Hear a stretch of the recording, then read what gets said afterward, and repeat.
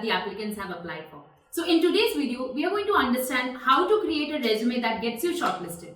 Because as we all know that your resume is a marketing tool that helps you put you out there to the recruiters.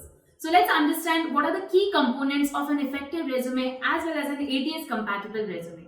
So the first thing that needs to be there in your resume is highlighting the relevant skills that are required for the industry. So here, if you're building a Python resume, for an example, you need to have Python listed as your hard skill, as well as all the sub-skills that are required under the Python skill. So for an example, if you're applying for the role of a data analyst and you are mentioning Python as a skill, so you need to mention the libraries of Python as well, which are NumPy, Pandas, Matplotlib, etc., etc. So this is something that is very essential for a resume, and especially if you're a fresher, this is a very critical part of your resume. The second thing that is required in your resume is showcasing your projects in an effective manner. So when you talk about your projects, these are the personal projects that you're building and you're crafting in your resume. So you need to put it accordingly. So list at least 2 or 3 projects or standout projects in your resume so that the recruiter understands what you have done in the industry that you're going in for.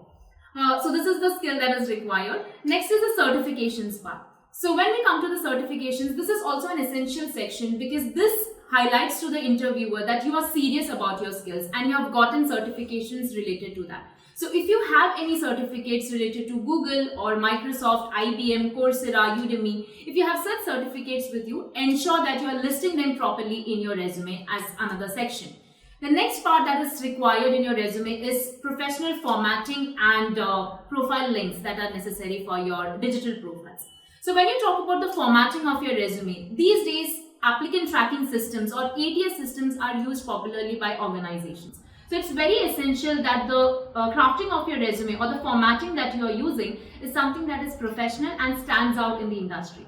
So the next essential section in your resume is something that we call as formatting. So you have to ensure that the formatting of your resume is something that is extremely professional and something that sets you apart. So ensure that the formatting is something that is ATS compatible, that is applicant tracking system. So companies these days use something called as ATS systems to ensure that your resume is something that is being scanned properly by these systems. So you have to ensure that the formatting that you're using, the template that you're using is something that gets highlighted in those systems. So ensure that you're using a professional formatting, that is a single column formatting and a clean and neat presentation of your resume.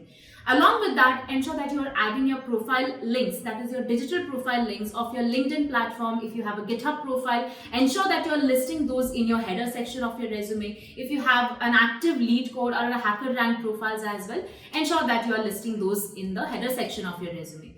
So by implementing these tips and tricks, you can ensure that your resume is getting shortlisted when you're applying for your dream job. So if you like the video, ensure that you are liking, commenting and subscribing to the channel, as well as share it with your friends if you found it helpful.